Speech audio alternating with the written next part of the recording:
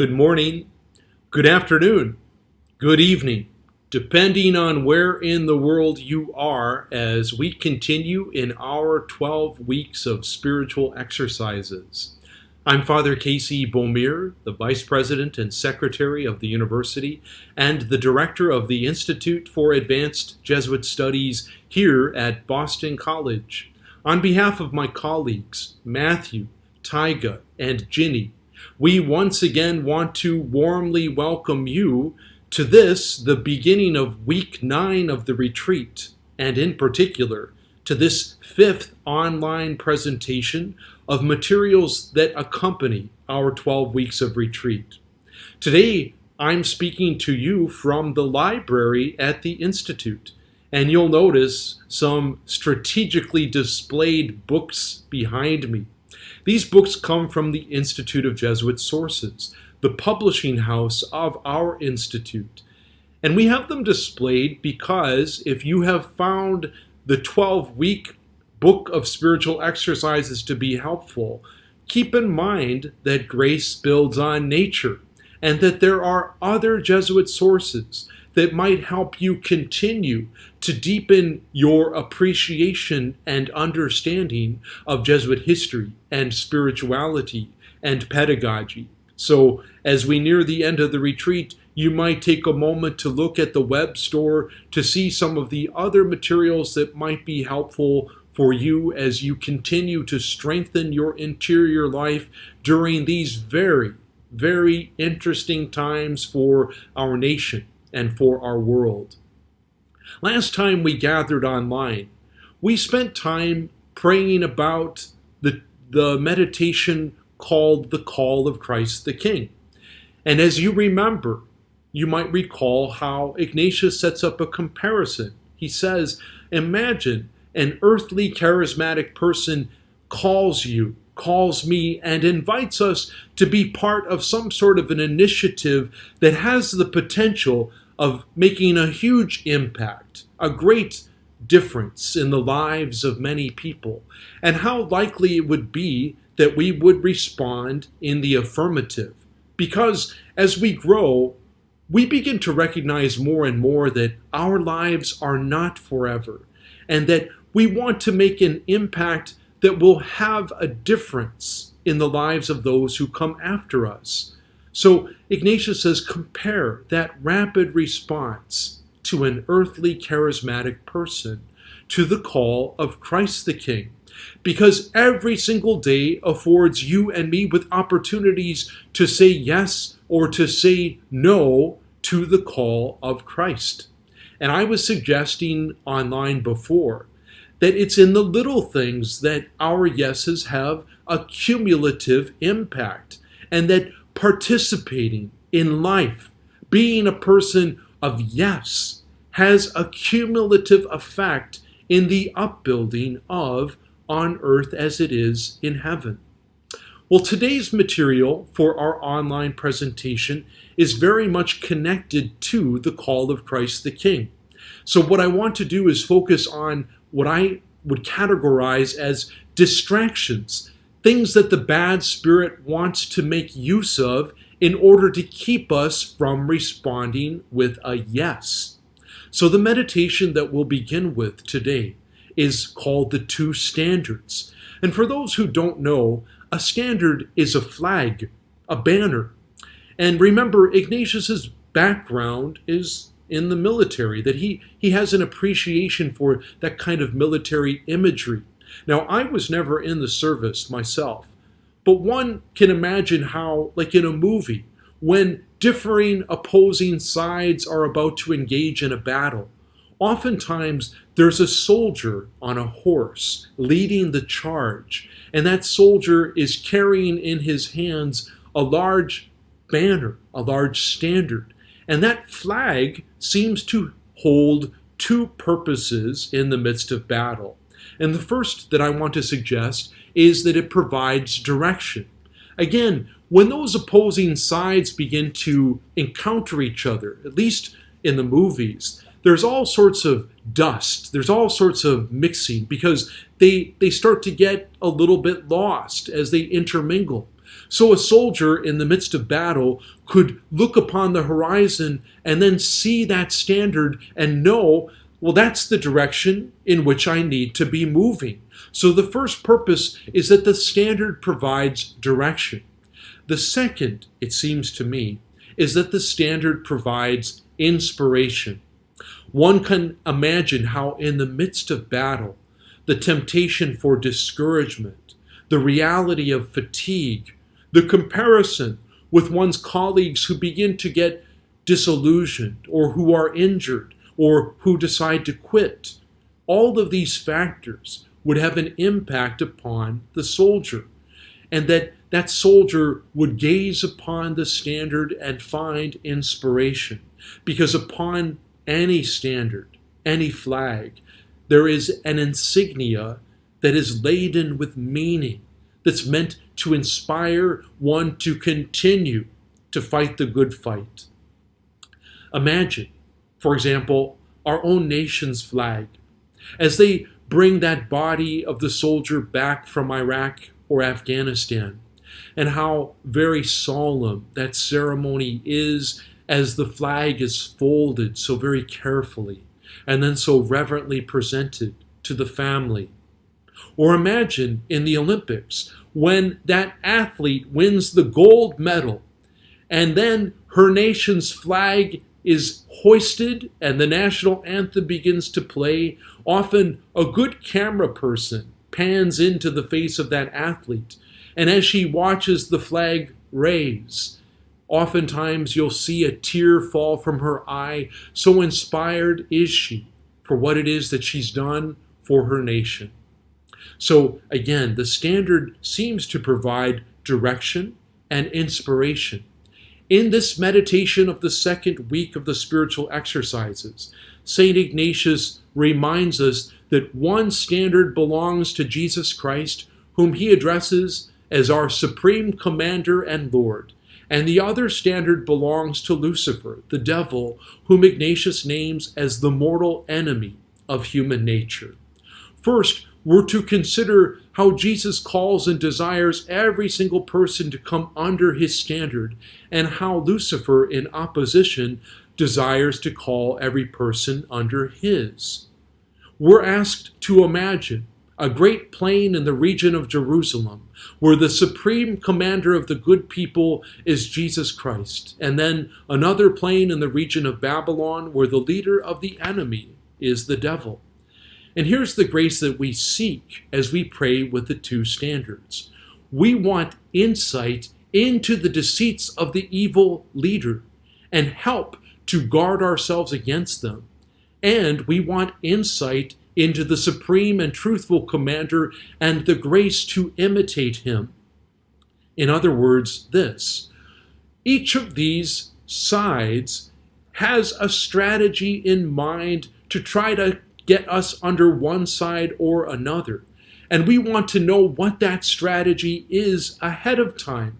So as the strategy of the good spirit begins to unfold our lives, we've been remotely prepared and we trust it. We give permission for it to unfold in our lives. And likewise, as the strategy of the bad spirit begins to manifest itself in our lives, we've been remotely prepared so that as it begins to unfold in our lives, we are prepared and we reject it. So first, here's the language of Ignatius as he describes the standard of the bad spirit. He says, imagine the leader of the enemy in that great plain of Babylon. He's seated on a throne of fire and smoke. He's horrible. He summons uncountable devils and he disperses them from one city to another throughout the whole world. He misses not a single place on earth.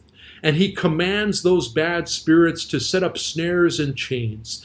And he instructs them to tempt people first to covet riches. So in the strategy of the bad spirit, the first step is get people to covet riches, which would make them seek honor and recognition from the world, which would produce in them surging pride.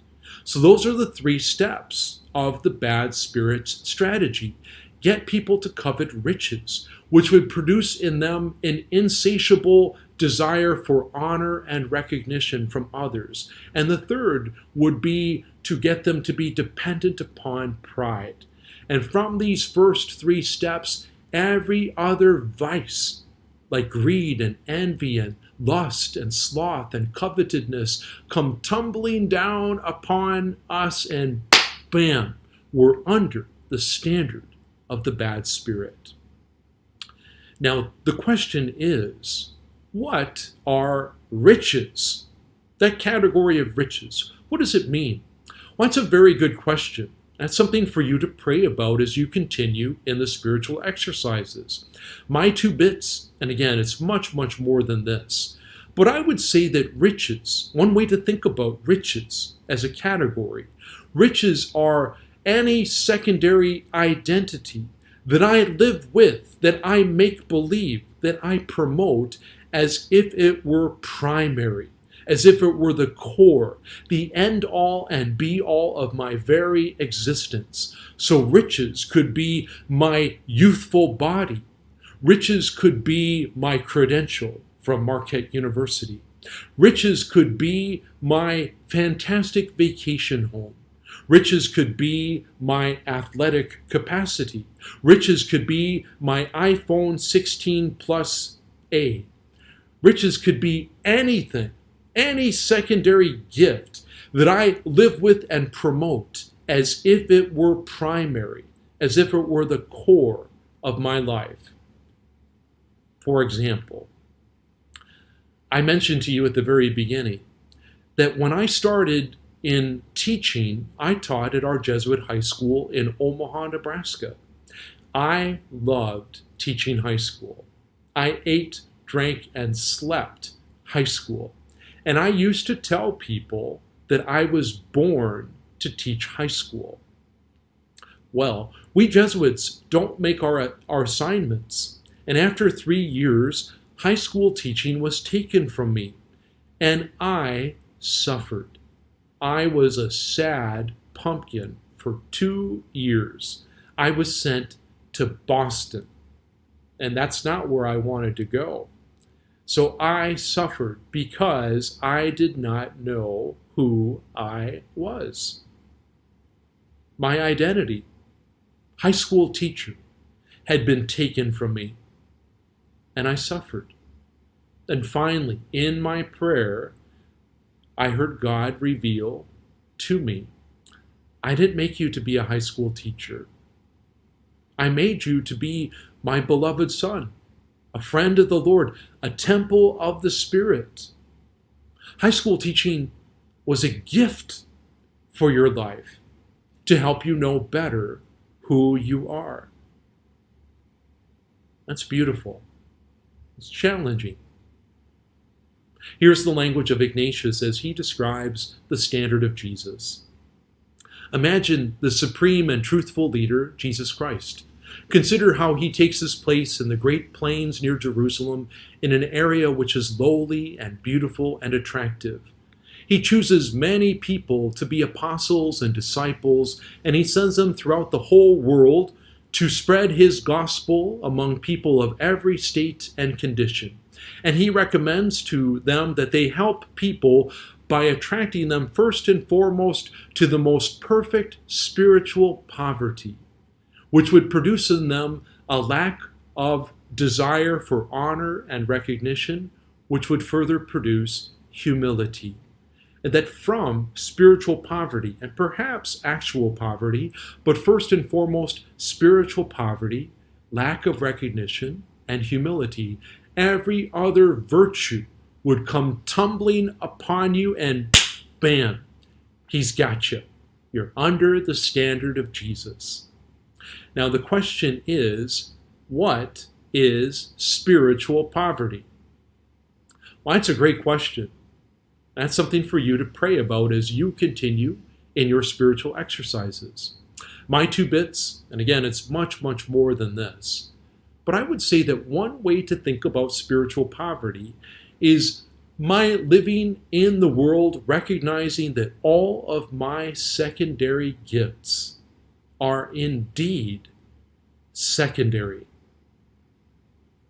Now that sounds like a truism, but I'll tell you, if you live that way, you will be deemed by the world to be spiritually poor, and you will not be dependent upon honor and recognition, and humility will be a friend. Those two standards are important because in the call of the King, when every day affords us with opportunities to say yes or to say no, the bad spirit wants to try to distract us from saying yes.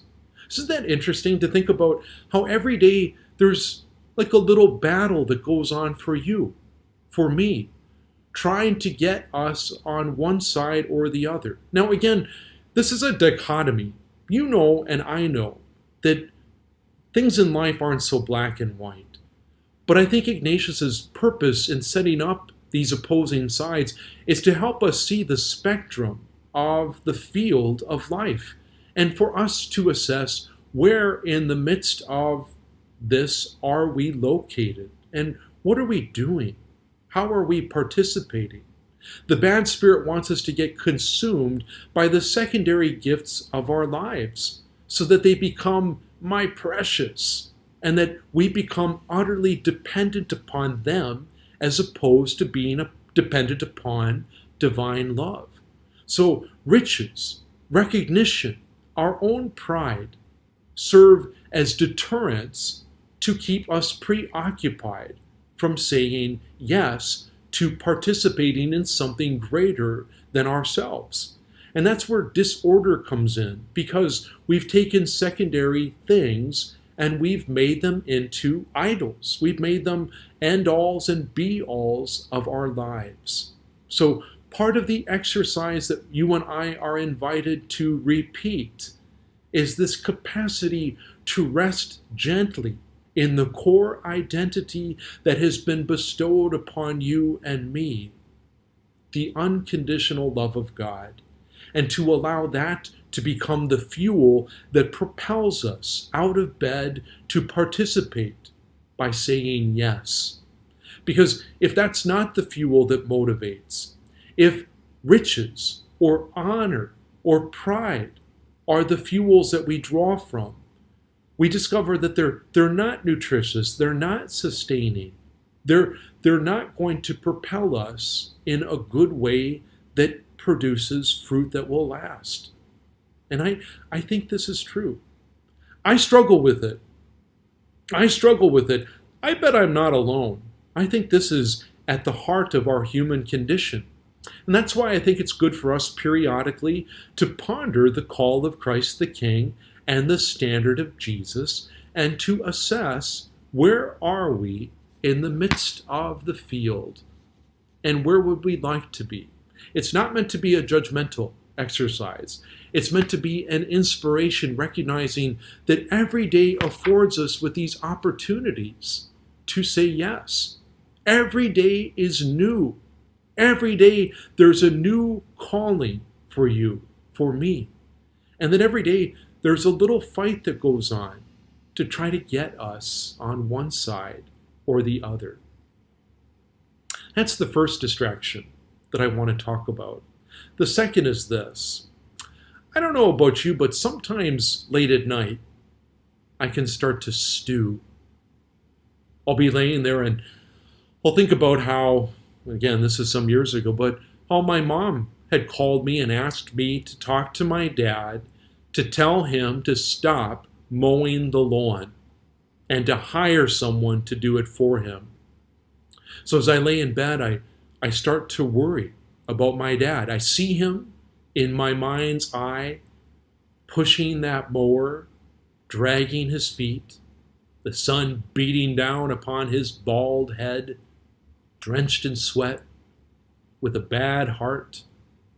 And I worry about him. And I see with my mind's eye my mom in the house, alone, upset about my dad, and I worry about her. And I start to think about different circumstances in our church, in the society, its future. What about the schools? How will the parishes sustain? How many Jesuits should be at this apostolate? How do we promote our vocation? What are we doing to get the word out? How do we help people in their healing? How do we make the resources of our church available in a better way? Then I start thinking about life here at BC and the kinds of things that we could do better for the students, and things at the Institute, and projects that are incomplete, and conversations that need to be responded to, and emails that need to be sent. And you know where this is going. 1 hour, 2 hours, 3 hours have passed, and it's going nowhere. Because worry is the work of the devil. Worry is the work of the devil. Here's my little definition of worry, and I made it up. Worry is my giving into the temptation to have control over the mind of God. Worry is my giving into the temptation to have control over the mind of God. It's the very sin of Adam and Eve. You know, they had paradise. They had everything that they needed, but they wanted to eat from that tree of knowledge, which is another way of saying that they wanted the mind of God. And you and I nibble from that tree anytime we're trying to get into someone else's head, or anytime we're trying to plan the future with precision and determination without any openness to the mystery of possibility. Worry is my giving into the temptation to have control over the mind of God. It's very, very different from concern. Concern is my genuine regard for the well-being of God's creation, which includes myself and others, all while recognizing my proper place in the order of creation. Concern is my genuine regard for the well-being of God's creation, which includes myself and others, all while recognizing my proper place in the order of creation. Now, I'm not trying to wordsmith here. I do think that there's a big difference between worry and concern. And the insight, I think, is this. Worry is non-relational. Worry is circular. It spins. It spins faster and faster, and it's non-relational because it's me trying to hold all these circumstances together. The school, the church, the family, the society of Jesus, the future, my relationships. I'm trying to keep all of it in motion, and I'm trying to strategize about the complexities and futures and difficulties that are within them. It's me trying to hold it all. Concern has a genuine expression of direction for relationship. Concern is within me and it goes out into relationship. I express my concern to God. I share my concerns with Jesus. I allow my concerns to be present to Mary. That's very, very different. Think about it. When you and I start to stew, when we worry, when we're holding all of these scenarios, all of these possibilities, which are often worst case scenarios and worst case possibilities, when we're holding all of those, we're like a teapot that gets more and more intense, more and more anxious. And the remedy is to transform worry into concern by making those very possibilities into relationships, right? So that I express my concern. I share my concern with someone else. And because two is always greater than one, it makes a difference. And I believe that this is fundamentally true, that when we let the cat out of the bag, when we tell someone, here's something that I'm anxious about, or here's something that's challenging for me, or here's something that burdens me, already, simply in the act of sharing, we feel some relief. Now again, I'm not saying that we have nothing to be concerned about. I mean, this is not a boring time. There is much much for us to be concerned about. But what I'm saying is we have nothing to worry about. It's true. Worry is the work of the devil. And the more time you give it, the more time you allow for him to distract you from the real impact that your own participation in the upbuilding of the good can have. Concerns will always be with us. There will always be challenges in everyday life. But how we react to them, how we interpret them, has a huge impact. It makes a difference. So it's very important to me that you're not hearing me dismiss the difficulties and complexities. We have to labor. There are a lot of problems that we must attend to, and there are problems that have solutions that must be arrived at through the course of time and through our effort. The apostolates of our lives require us to labor. I'm saying the difference is this. When you labor with worry, it's not going to bear fruit. When you labor with concern, you're not isolated, you're not alone.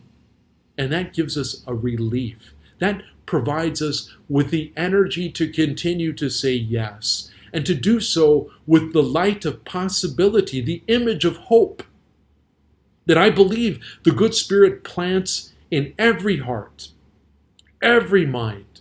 It's what gets us out of bed in the morning. But look at how that devil loves to twist that and to make it into a worry.